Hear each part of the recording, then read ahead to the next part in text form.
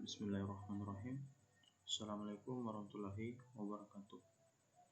Perkenalkan, nama saya Muhammad Alfian Rizky Busra, NIM 220 95 01 20, mata kuliah pengantar ilmu komputer oleh Bapak dosen Dr. Mustari Islamada, SPDMT.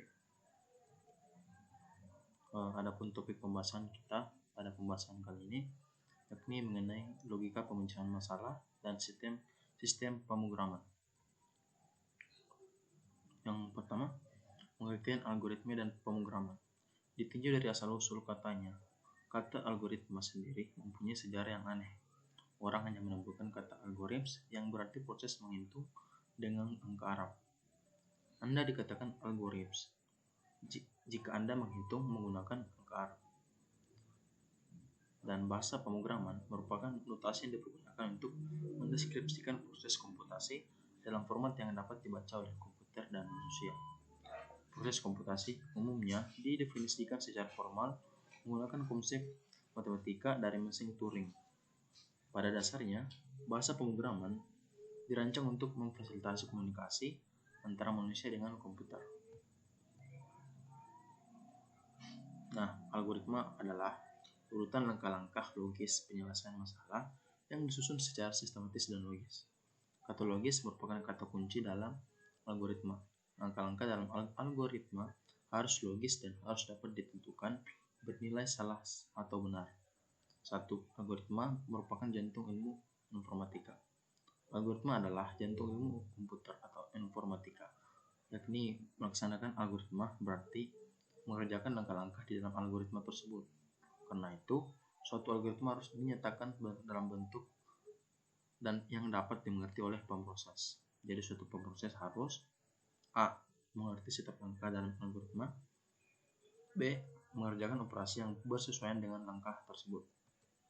Next, 2. Mekanisme pelaksanaan algoritma oleh pemroses. Komputer hanyalah salah satu pemroses agar dapat dilaksanakan oleh komputer.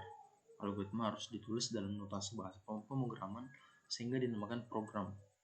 3. Belajar pemrograman dan belajar bahasa pemrograman. Belajar memprogram tidak sama dengan belajar bahasa pemrograman. Belajar memprogram adalah belajar tentang metodologi pemecahan masalah, kemudian menuangkannya dalam suatu notasi tertentu yang mudah dibaca dan dipahami. 4. Belajar memprogram.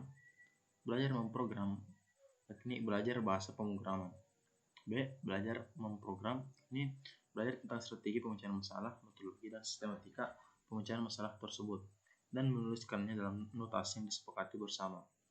C. Belajar memprogram bersifat pemahaman persoalan yang logis dan sintesis. D. Belajar memprogram titik berat yakni desainer program. 5. Belajar bahasa pemrograman. Belajar bahasa pemrograman berarti belajar memakai suatu pemrograman, aturan sintaks, tata cara untuk memanfaatkan instruksi yang spesifik untuk setiap bahasa. Belajar bahasa pemrograman titik berat yakni coder. 6. Produk yang dihasilkan program. A. Program dengan rancangan yang baik, metodologis dan sistematis. B. Dapat dieksekusi oleh mesin. C. Berfungsi dengan benar. D. Sanggup melayani segala kemungkinan masukan. E. Beserta dokumentasi. Dan F. Belajar memprogram titik berat yakni desainer program. Next, algoritma. Aksi. A.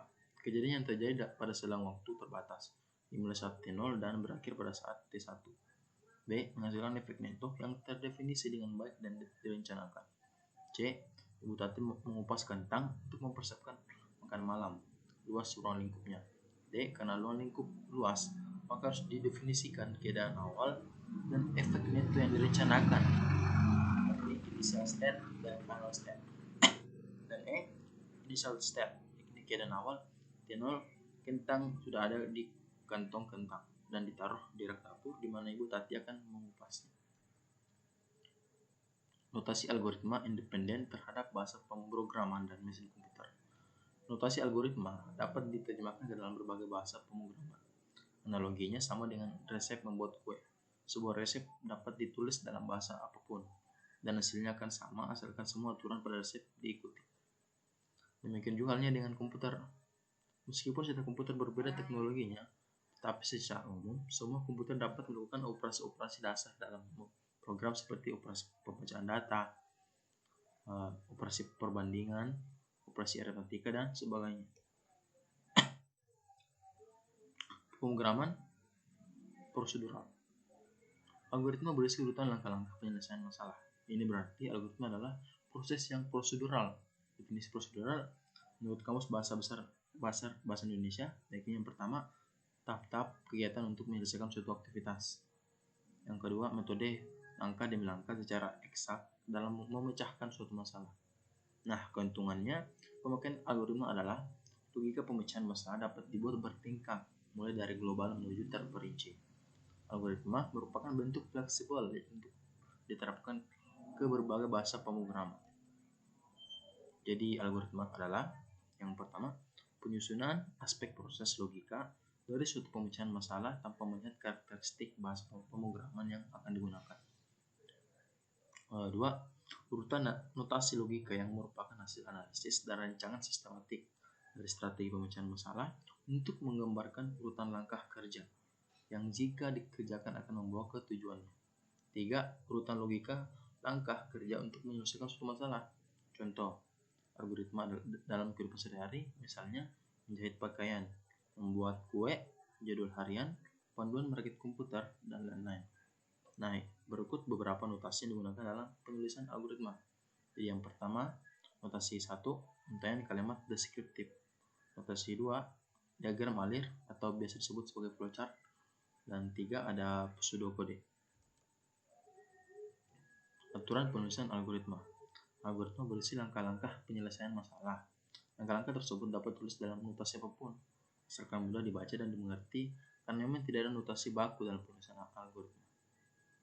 Aturan penulisan algoritma. Setiap algoritma akan selalu terdiri dari 3 bagian, yaitu A. Judul header, B. Kamus, C. Algoritma.